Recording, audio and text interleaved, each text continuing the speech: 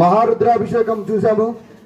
ప్రతి ఒక్కరూ చూసిన ప్రతి ఒక్కరూ తరించాలని, ప్రతి ఒక్కరి జన్మలు తరించాయని మా సేవకుల భావన. భారతదేశంలోనే ఎంతో ప్రత్యేకమైన మహారుద్రాభిషేకం ఇది.